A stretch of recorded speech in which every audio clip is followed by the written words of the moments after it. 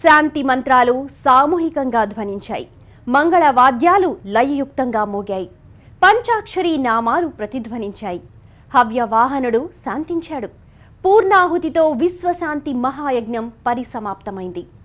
అమృత పాశుపత ధారలు జాలువారుతూ ఉంటే భస్మార్చనతో భవుడు పరిడవిల్లాడు.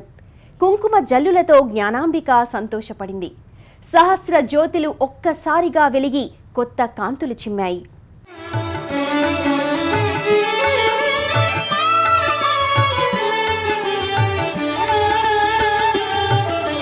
బ్రహ్మమురారిసురార్చితలింగం త్రిదళం బిల్వం శివార్పణం నిర్మల భాసిత శోభితలింగం త్రిదళం బిల్వం శివార్పణం జన్మజ దుఃఖ వినాశకలింగం త్రిదళం బిల్వం శివార్పణం తత్ప్రణమామి సదా శివలింగం త్రిదళం బిల్వం శివార్పణం త్రిదళం బిల్వం శివార్పణం త్రిదళం బిల్వం శివార్పణం త్రిదళం బిల్వం శివార్పణం. శ్రీకాళహస్తి పరమ పావనమైన క్షేత్రం, మోక్షదాయకమైన క్షేత్రం. వేదాత్మకంగా వేద నిలయంగా మారింది. సకల దేవతలు ఇక్కడ జరిగిన యజ్ఞ యాగాదులను, హోమ ధుమాధులను, అర్చనాభిషేకాలను స్వయంగా వీక్షించి ఆస్వాదించి ఆనంద పరవశులయ్యారు. ఎన్నో విశేషాలతో విశిష్టతలతో విశ్వశాంతి మహాయజ్ఞం మనోజ్ఞంగా సాగింది. ఒకరోజా 2 రోజుల ఏకంగా 11 రోజుల పాటు దివ్యంగా జరిగింది. శ్రీకాళహస్తిలో ఉన్నామా, కైలాసంలో ఉన్నామా అన్న భావనతో భక్తులు తన్మయులయ్యారు.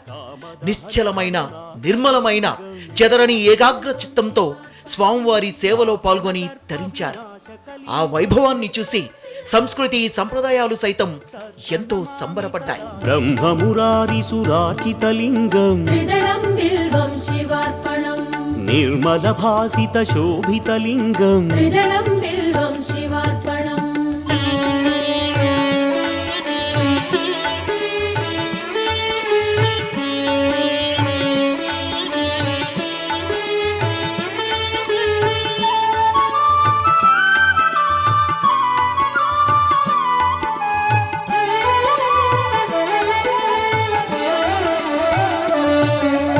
దేవముని ప్రవరార్చితలింగం త్రిదళం బిల్వం శివార్పణం కామదహన కరుణాకరలింగం త్రిదళం బిల్వం శివార్పణం రావణ దర్ప వినాశకలింగం త్రిదళం బిల్వం శివార్పణం తత్ప్రణమామి సదా శివలింగం త్రిదళం బిల్వం శివార్పణం త్రిదళం బిల్వం శివార్పణం త్రిదళం బిల్వం శివార్పణం. యావత్ క్రియా పరిసమావాప్యర్థం పూర్ణాహుతి అంతఃహోమం హోష్యే అని వేదం చెబుతోంది. పూర్ణాహుతిని ప్రారంభిస్తూ నేటి వరకు జరిగిన యజ్ఞక్రియా రూపాన్ని పూర్తి చేస్తున్నాము, ఇందుకు గుర్తుగా పూర్ణాహుతిని సమర్పిస్తున్నాము అని ఋత్విక్కులు చెబుతూ ఈ కలాపాన్ని మొదలెడతారు. 11 రోజుల పాటు నిర్వహించిన యజ్ఞం ద్వారా సమర్పించిన హవిర్భాగాలను ఆయా దేవతలకు అగ్నిభట్టారకుడు అందజేశాడు. ఆయన మహోపకారానికి బహుమతిగా సమర్పించేదే పూర్ణాహుతి. మనకు దేవతలకు అనుసంధానకర్త అగ్నిదేవుడు. విశ్వశాంతి మహాయజ్ఞంలో తన వంతు పాత్ర పోషించిన అగ్నిదేవునికి ప్రీతి కలిగేట్టు నడుచుకొని సేవించుకోవడమే పూర్ణాహుతి. మూలికలు, వేళ్లు, సుగంధ పరిమళ ద్రవ్యాలు, ఎండు కొబ్బరితో పాటు పలు ద్రవ్యాలను ఓ ఎర్రటి పట్టుచీరలో కట్టి గోఘృతంతో కలిపి గచ్చ గచ్చ హుతాసన అంటూ అగ్నికి ఆహుతిస్తారు. స్థూలంగా ఈ క్రియారూపాన్ని పూర్ణాహుతి అంటారు. యజ్ఞ ప్రారంభ సమయంలో ఆవాహన ద్వారా గౌరవంగా ఆహ్వానించిన స్వామిని సనాతన ధర్మాన్ని అనుసరిస్తూ అగ్ని స్వాహాదేవి సమేతంగా సాదరంగా వీడ్కోలు పలుకుతారు.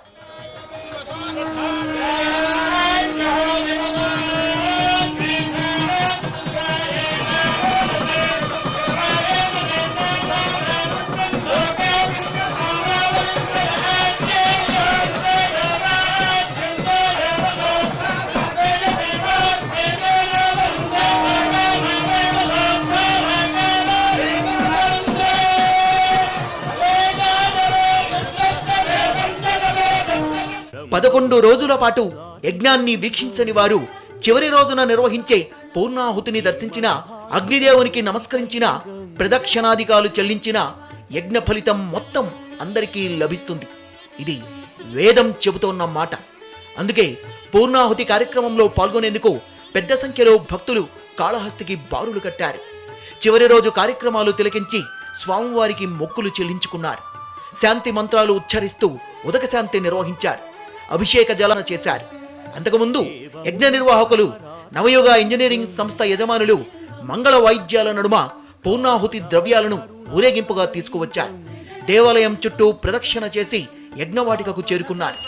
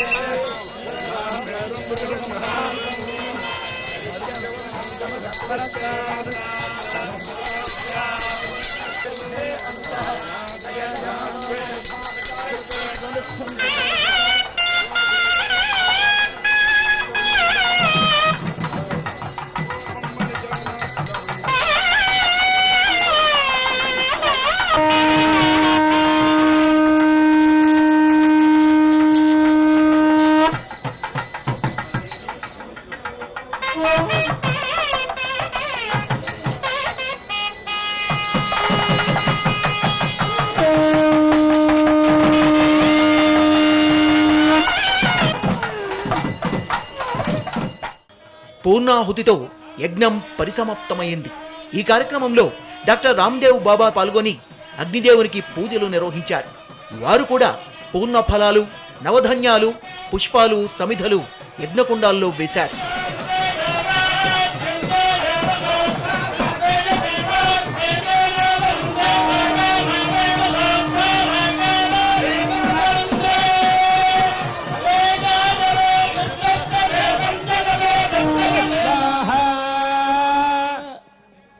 ఆదిత్యాత్మనే శ్రీరుద్రాయ ఇమాని నమః ప్రజరాంగ సుఖావంద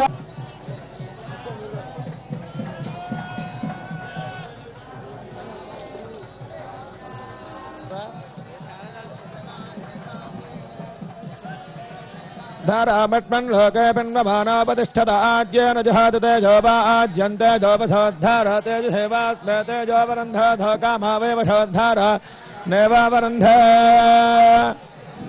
జహాతే సర్వం వైపోన్నాహతే సర్వమేవాప్నోతి అధోయం వైపోన్నాహతే అస్యామేవ ప్రతిష్టంతే. మొన్న పత్రి, నిన్న పుష్పం, నేడు భస్మం. ద్రవ్యం ఏదైనా మనసారా అర్చిస్తే చాలు కోరిన వరాలిచ్చే పరమ దయాళువు. చెయ్యెత్తి శివ అంటే చాలు చేయూతనిచ్చే దేవుడు. జ్ఞాన స్వరూపుడు, గొప్ప తాత్వికుడు. ఆయనను ఆరాధించడం, అర్చించడం ఎంతో పుణ్యప్రదం. శుద్ధ జలాలతో తనువెల్లా తడుస్తుంటే పులకితుడయ్యాడు పాలనేత్రుడు. రుద్రాయ హిమాని నమః అసౌయో వసర్పతి నీలగ్రీవో విలోహితః ఉదైనం గోపా అదృశన్నదృశన్నదహార్త్యః ఉదైనం విశ్వభూతాని సదృష్టో మృడయాతి నః. మహాయజ్ఞం ముగింపు సందర్భంగా మహారాజ గోపురంలో ప్రతిష్ఠితమైన సర్వేశ్వరునికి మహాన్యాసపూర్వక అమృత పాశుపత అభిషేకం మనోజ్ఞంగా నిర్వహించారు. అలాగే మహాశివుని చెంతనే 12 జ్యోతిర్లింగాలకు చిహ్నంగా యాగ ప్రాంగణంలో నవరత్నాలతో రూపొందించిన నమూనా మూర్తులకు ప్రత్యేక పూజలు నిర్వహించారు. 18 శక్తిపీఠాలకు ప్రతీకగా ఏర్పాటు చేసిన శ్రీచక్ర మహామేరువులకు గణపతి పంచావరణార్చనలతో సామూహిక కుంకుమార్చనలు జరిపారు.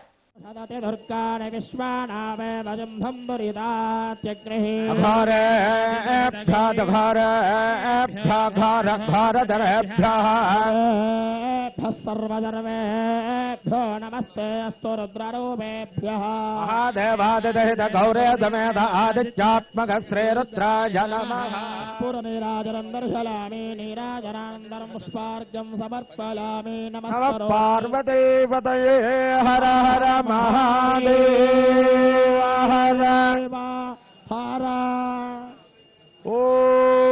నమస్తే అస్తు భగవన్ విశ్వేశ్వరాయ మహాదేవాయ త్రయంబకాయ త్రిపురాంతకాయ త్రిగాగ్నికాలాయ రాజనీలకంఠాయ. అమృతత్వం అంటే మంచితనం, మానవత్వం, దయ, శాంతి, ధర్మం, త్యాగం, నీతి, నిజాయితీ ఇలాంటి మహత్తర గుణాలే అమృతత్వానికి సంకేతం. అంతేకాని మరణం లేకుండా ఉండడం కాదు. కీర్తికాయాన్ని పొందడమే అమరత్వం. మన హృదయాల్లో ఎవరైతే కలకాలం ఉంటారో వారంతా అమరులే. క్షీణే పుణ్యే మత్స్యలోకే విశంతి అని వేదం చెప్తోంది. చేసిన పుణ్యం కరిగిపోతే స్వర్గంలో ఉన్నవాడు మళ్ళీ భూమిపైకి నెట్టబడతాడు. అనంతమైన పుణ్యఫలాలు పొందడానికే మేధాశక్తి కలిగిన ప్రతివారు చేసే క్రియే శివాభిషేకం. అందులోనూ అమృత పాశుపత అభిషేకం అంటే సకల పాపాలు తొలగి జనబాహుల్యంలో ఎక్కువ కాలం నిలిచిపోయేలా పేరు సంపాదించడమే.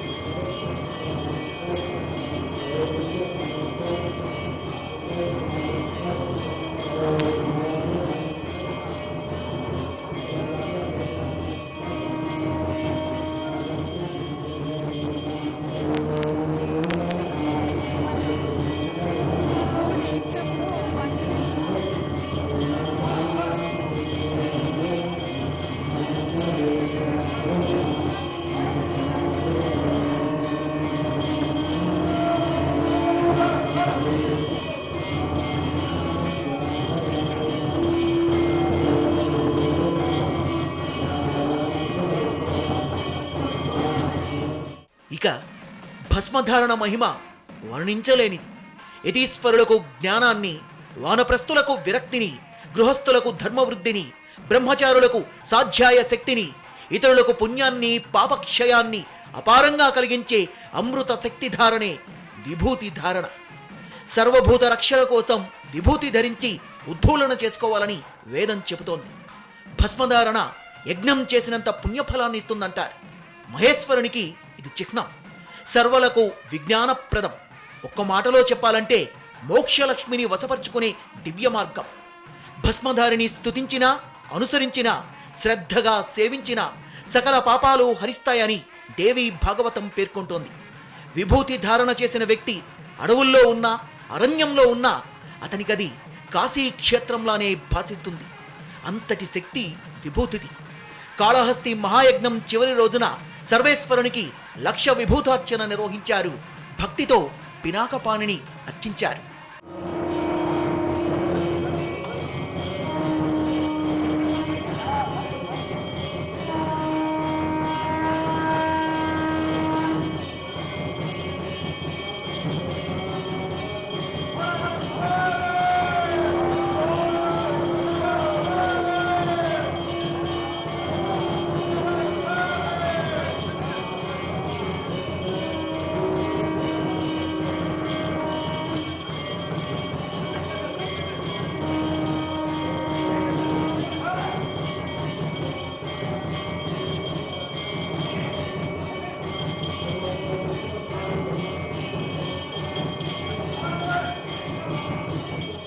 చంద్రకాంతులు విరజిమ్ముతుండగా చంద్రచూడునికి సహస్ర జ్యోతిర్లింగార్చన సర్వశోభితంగా నిర్వహించారు.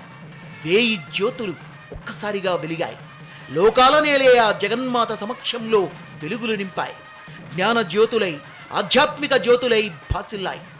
ఆ కాంతుల్లో కాళహస్తీశ్వరుడు, జ్ఞాన ప్రసూనాంబ మెరిసిపోయారు. హరహర మహాదేవ శంభో శంకర అన్న నినాదాలు నలుదిక్కులా మార్మోగాయి.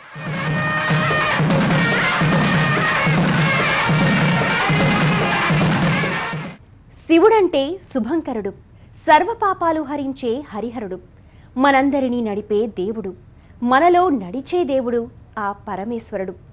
నిన్నటి వరకు దగ్గరుండి మరీ దేవతా కళ్యాణాలు చేయించిన ఆ మహాదేవుడే ఇవాళ పెళ్లిపీటలెక్కాడు. జ్ఞాన స్వరూపిణిని మనువాడి అర్ధనారీశ్వర తత్వానికి అర్థాన్నిచ్చాడు.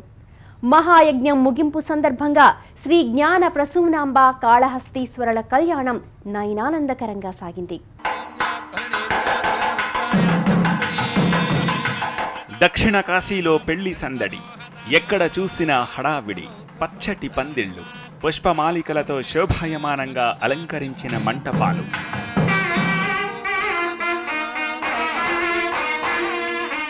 మేళతాళాలు మోగుతుండగా కాళహస్తీశ్వరుడు సర్వాంగ సుందరంగా అలంకృతుడై కళ్యాణ వేదికకు తరలివచ్చాడు.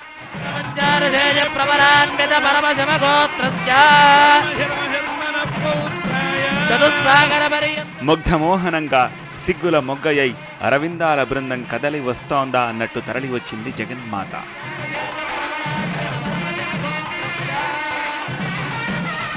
భక్తులు జయ జయధ్వానాలు చేశారు. లోకం మొత్తం కళ్ళు విప్పార్చి చూసిన అద్భుత సన్నివేశమది.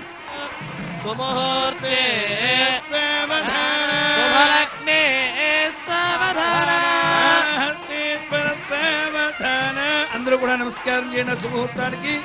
హరే నమ పార్వతీ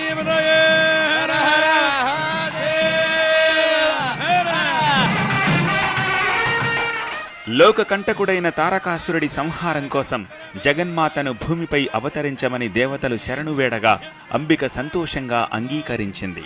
పర్వతరాజు హిమవంతునికి కుమార్తెగా అవతరించింది. పార్వతీ అని నామకరణం చేశారు. నారద మహర్షి సూచన మేరకు సర్వగుణ నిలయుడు భక్తజన పోషకుడైన శివుని గూర్చి పార్వతీదేవి ఘోర తపస్సు చేసింది. అప్పటికే సతీ వియోగంతో ఉన్న శంకరుణ్ణి ఒప్పించేందుకు ఇంద్రాది దేవతలు ప్రయత్నించారు. మన్మధుణ్ణి ప్రేరేపించారు. చివరికి శ్రీ మహావిష్ణువు నచ్చజెప్పడంతో శంకరుడు అంగీకరించి పెళ్లిపీటలెక్కాడు.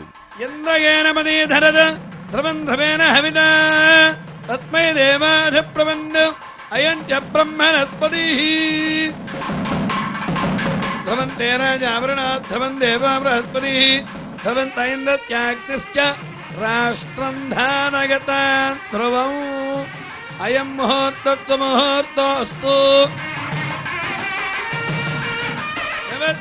విజాజని విహస్మాధర్మావాంఛంతు మాత్రాత్రమిదభ్రగద్ ధ్రువాద్యో ధ్రువామృతవీ ధ్రువం విశ్వమిదం జగద్ ధ్రువాః పర్వతా ఇమే ధ్రువా రాజా విజామయౌ ఇహైవై ధమాభ్యదిత్తాః పర్వత ఇమా విజాజలిః ఇంద్రైవేహ శివుడు మహామౌని, నిరంతర ధ్యాన సంపన్నుడు. అలాంటి పరమేశ్వరుణ్ణి తన తపస్సుతో ఒప్పించి మెప్పించి వివాహ వేదిక దాకా తీసుకొచ్చింది పార్వతీదేవి. ఈ సందర్భంగా కళ్యాణమూర్తులను సర్వాంగ సుందరంగా అలంకరించారు.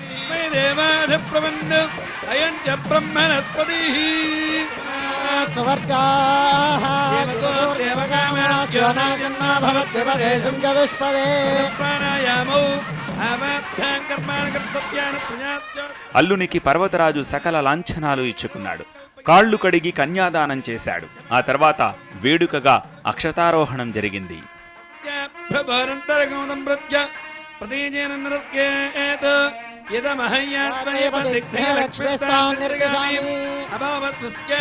ప్రాప్తే నిమిత్త ఉత్తరాంజవేత్ జీవాగురుం తమభయంతే స్మరే దీర్ఘామన ప్రతిర్నేధయోర్నరః రామం మిత్రభ్యోయ ఇదగం సమేరేమయః పరిభ్యోయరయః పరిష్వజే తమవేతాన్ మంత్రవద ఉత్తరయాధ్య ప్రహణయాత్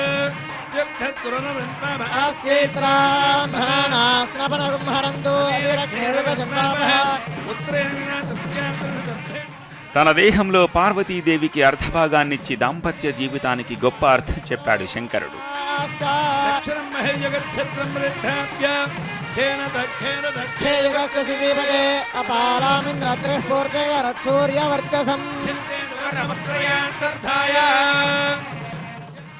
అర్ధనారీశ్వర తత్వాన్ని లోకానికి తెలియజెప్పాడు. వాగర్ధములు కలిసిపోయినట్లుగా అన్యోన్యంగా కలిసిపోయారు ఆది దంపతులు.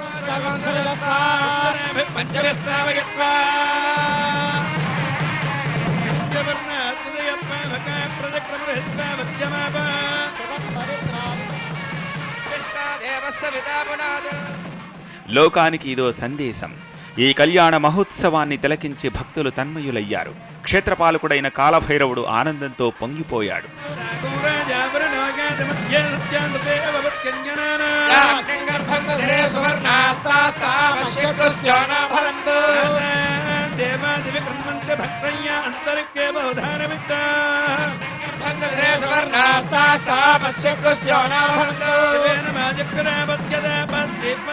धन्यवाद स्वयं मे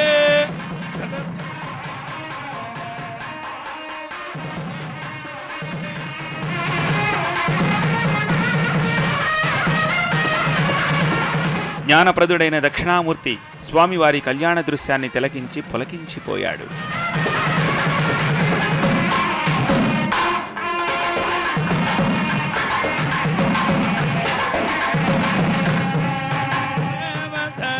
అందరూ కూడా నమస్కారం చేయండి శుభముహూర్తానికి. హరే నమ పార్వతీపతయే హర హర దేవం విశ్వమిదం జగత్ ధ్రువాః పర్వతా ఇమే ధ్రువారాజా విజామయౌ విహైవై ధమాబ్జరిత్తాః పర్వత ఇమావిజాజలిః ఇంద్రైవేహద్భవత్తిష్ఠ విహరాజమనారగై దేవాధిప్రబంధం అయంత్య బ్రహ్మణస్పతిః. శివ సంకల్పం బలంగా ఉంటే ఏదైనా సాధించవచ్చు. భగవతేచ్ఛ లేకపోతే ఏ పనిలోనూ పూర్ణత్వం సిద్ధించదు. కాళహస్తీశ్వరుని అనుగ్రహంతోనే తిరిగి మహారాజగోపుర నిర్మాణం జరిగింది. మహాయజ్ఞంతో మహోత్కృష్టమైన క్రతువు ఆవిష్కృతమైంది.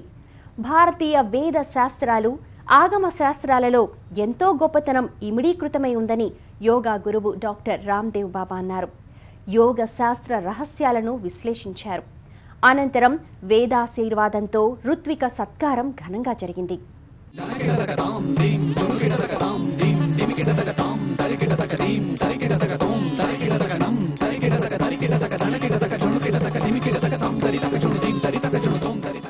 వేదావిర్భావం శ్రీమన్నారాయణుడి సంకల్పంతో జరిగింది.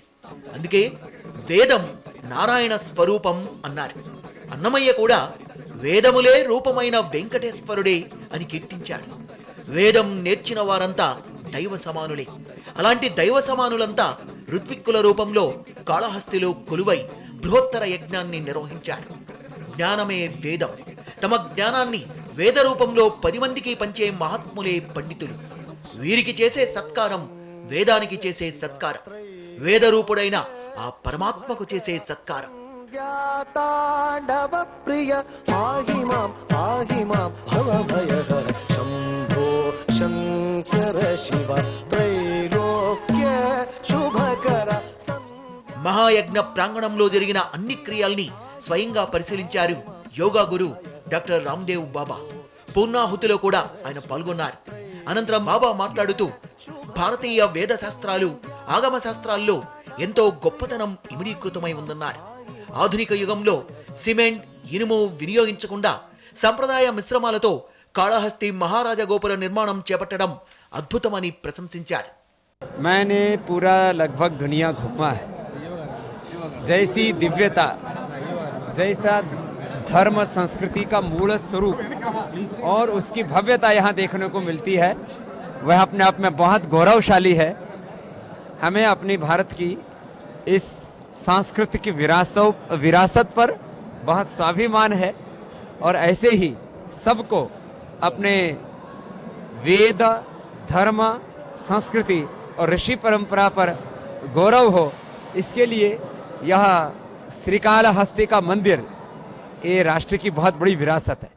యోగ శాస్త్రంలో రహస్యాలను విశ్లేషిస్తూ ఆహూతుల హర్షధ్వానాల మధ్య క్లిష్టమైన కొన్ని ఆసనాలను చేసి చూపించారు రామ్దేవ్ బాబా.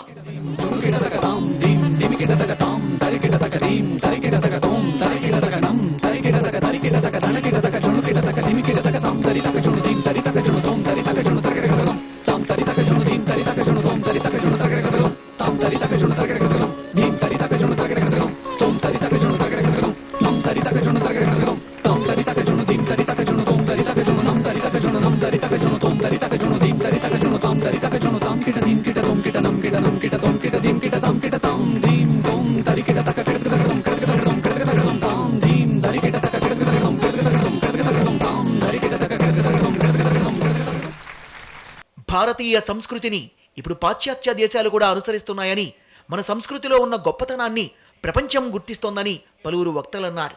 ధర్మస్య జయోస్తు అధర్మస్య నాశోస్తు ప్రాణిషు సద్భావనాస్తు విశ్వస్య కళ్యాణమస్తు గవాం సంరక్షణమస్తు. దీనికి తగ్గట్టుగా అంగంగా అతిరుద్ర సహిత సహస్ర చండీయాగం పంచాయతన యాగం జరిగింది. చాలామంది ఒక 500 మంది 600 మంది ఋత్విక్కులు దీంట్లో పాల్గొని సమర్థమైనటువంటి విద్వాంసులతో యాగం మహత్తరంగా నడిచింది. దానికి దృష్టాంతంగానే క్రితం రోజున వర్షం కురవటం, కుంభాభిషేకం అనేటువంటిది మంత్రపోతమే కాకుండా పర్జన్యుడే సాక్షాత్తు వర్షించటం దీనికి నిదర్శనం. ఈ యాగం నేటి రోజున పూర్ణాహుతి అయింది. రోజు కూడా మహత్తరమైనటువంటి వ్యక్తుల్ని పిలిపించడం, పీఠాధిపతుల్ని పిలిపించడం, విద్వాంసుల్ని పిలిపించడం, వారికి సత్కారాలు చేయించడం, సాంస్కృతిక కార్యక్రమాలు కూడా నడిచినాయి. ఈ యాగ ఫలం వలన లోకంలో ఈ యొక్క ఆంధ్రదేశం అభివృద్ధి అవుతూ జరగబోయేటువంటి యొక్క అమరావతి నిర్మాణానికి దోహదపడుతూ పరమేశ్వరుడు సర్వకాల సర్వావస్థలందు కూడా కాపాడుతూ ఉండాలని చెప్పేసి పార్వతీ పరమేశ్వరుని ప్రార్థిస్తున్నాను.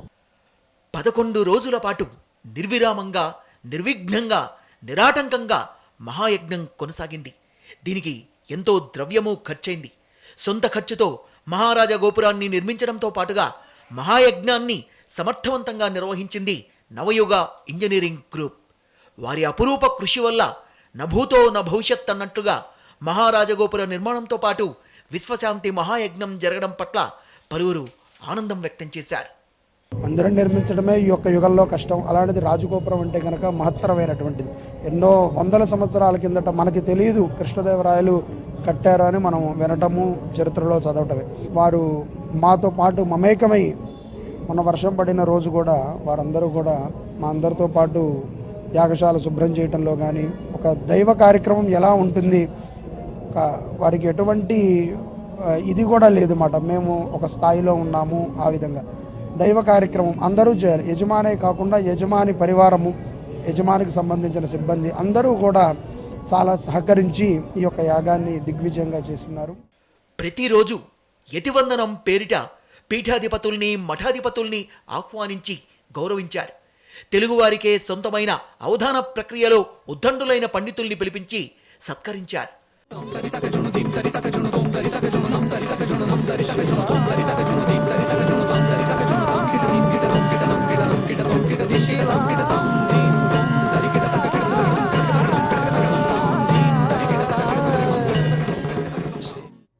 మహత్కార్యం ముగింపును పురస్కరించుకొని నిర్వహించిన సాంస్కృతిక కార్యక్రమాలు ఎంతో ఆకట్టుకున్నాయి.